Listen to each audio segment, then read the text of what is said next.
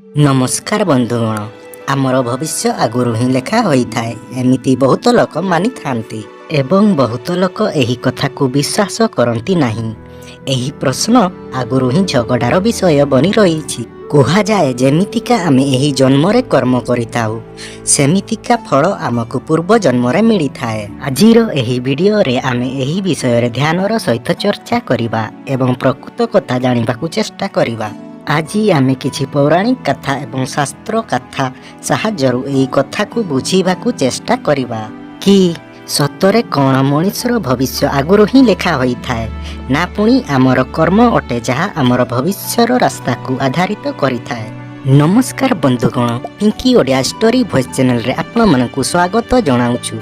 एही परिका वीडियो देखिबाकू पसंद करुथिले वीडियो को लाइक एवं चैनल को सब्सक्राइब करंतु। तो चलंतु आरंभ करिबा आजिर प्रस्तुति। बंधुगण, कृष्ण कथारे आमे देखिबा आकाश पानी होइथिला कि देवकीर अष्टम पुत्र कंस को बध करिवो, किंतु कंस एही कथा को सुनिकी कहिला मोर बध तो सेबे करिवो मु जेबे ताकू उत्पन्न हेबाकू देबी। एही चिंतार सहित जेबे भी देवकीर कौनसी संतान जन्म हुए तो कंस सेटाकू आसी जन्मर किछि समय रे ही सेही संतान को मारी देई थाए। किंतु जेबे देवकीर अष्टम पुत्र पारी आसिला तो विधि विधान सहित जन्म भी हेला एवं परे कंसर बध भी करिला। एमितिका एही पई हेला कि कंसर मृत्युर भविष्यवाणी होई सारिथिला। साथिरे कंसर जन्मरु ही लेखा जाइथिला कि ताहार मृत्यु केमितिका हेबो एवं काहा हातरे हेबो। एहा ही नुहे बंधुगण, एही संसार रे जेतिकी भी मनीष जन्म होई थाए तार भविष्य आगुरु ही लेखा जाई थाए।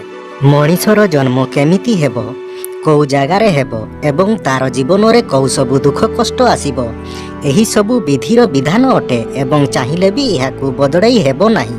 एहा सहित ही आपणଙ୍କୁ कहि दउछु जे बहुत सारा एमिति पौराणिक शास्त्र एवं ग्रंथ अछि जोटी बहुत सारा महापुरुषଙ୍କ भाग्य आगुरु ही लेखा होइथिबार प्रमाण मिली थाए, जहा कि आमे रामायण रे देखि थाउ कि यह आगुरु ही लेखा होइथिला कि भगवान श्री राम को 14 वर्षर वनवास मिलिबो। अर्थात यह पछर कारण भगवान श्री राम को हाथ रे रावणर वध हेबार थिला। एथिरे आपण माने ही भाबंतु जदि माता कैकेयी मथुरार कथारे न पड़िथिले ना श्री राम को माता सीता सहित वनवास पई जिबाकू पड़िथांता तो भाबंतु रावणर वध हेबा श्री राम को हाथ रे केमितिका संभव होइथांता। एहा सब केमितिका हेबार थिला, एहा सब आगुरु ही लेखा होइथिला, जहा कि एहा सब संभव होई पारिला।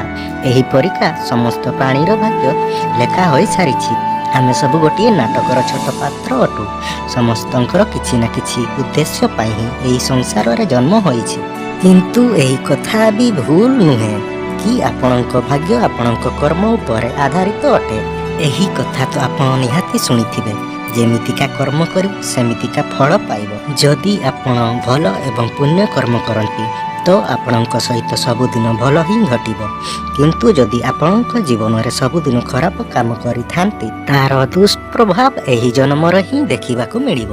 सेथिपई आमर शास्त्र रे धर्म कर्मर प्रेरणा दिया जाइछि, काहेकि ना या ही सेही रास्ता अटे जहा आमकू एही जन्म मरणर चक्र बाहर को आनी पारिब। खराब कर्म करिबा लोकंक पई तो भगवानक चरण रे भी स्थान मिले नाही। या ही नुहे बंधुगण, तुलसीदास भी एही कथा को सुंदर भाବରେ गोटे ग्रंथ रे कहिसंती कि कर्म ही प्रधान अटे, माने कि जेमितिका मनीष कर्म करिवो सेमितिका ताकू फल मिली जिवो। एहा सहित एही गोटे कथा सामना को आसे पांडव पुत्र अर्जुनक हाथरू कर्णर वध होइथिला। अर्जुन कहिथिला कि माधव मोर हाथ थरुथिला एवं एहा कोन आपण मोर ज्येष्ठर विनाश मोर हाथ रे लिखिदेले।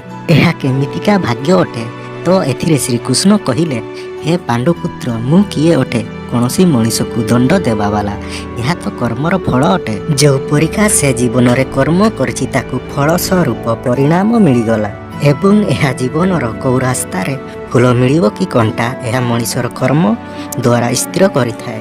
श्री कृष्ण कहिले, तुमे अधर्मर विरोध रे स्वर उठेइछ एवं धर्मर रास्ता बाछिछ, जेबे कि कर्णर तो अधर्मर रास्ता तो मु एथिरे कोन करि पारि थांती, किंतु मु बहुत थर ताकू बहुत ବିକଳ୍ପ ଦେଇଛି। ପରନ୍ତୁ ସେ ସବୁଥର ଦୁର୍ଯ୍ୟୋଧନ ଏବଂ ତାର ମିତ୍ରତାକୁ ଆବଶ୍ୟକ ବୁଝିଲା।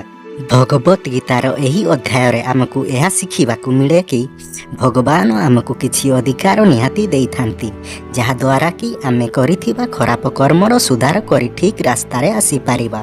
ଶେଷରେ ଏହା କହିବାକୁ ଚାହିଁବୁ କି ଅବଶ୍ୟ ହିଁ ଆମର ଭବିଷ୍ୟତ ଲେଖା ହୋଇ ସାରିଛି, କିନ୍ତୁ କର୍ମର ଆଧାରିତ ହିଁ ଆମକୁ ଫଳ ମିଳିଥାଏ ଏବଂ ଯଦି ଆମେ ଭଲ କର୍ମ କରିବା ତ ଜୀବନକୁ ସୁଖ ଶାନ୍ତିପୂର୍ବକ ପ୍ରାପ୍ତ କରିକି ବ୍ୟତୀତ କରିବା ଏବଂ ଖରାପ କର୍ମର ତ ଆମକୁ ତାର ଦୁଷ୍ପ୍ରଭାବ ଦେଖିବାକୁ ମିଳିଯିବ ଏବଂ ତାର ପ୍ରଭାବ ପୂର୍ବ ଜନ୍ମର ବି ନିଶ୍ଚୟ ପଡ଼ିବ। ନମସ୍କାର ବନ୍ଧୁଗଣ, ଆଜି ପାଇଁ ଏତିକି ହିଁ ଆଶା କରୁଛୁ। ଶେଷ ପର୍ଯ୍ୟନ୍ତ ଦେଖିଥିବାରୁ ଆପଣଙ୍କୁ ବହୁତ ବହୁତ ଧନ୍ୟବାଦ।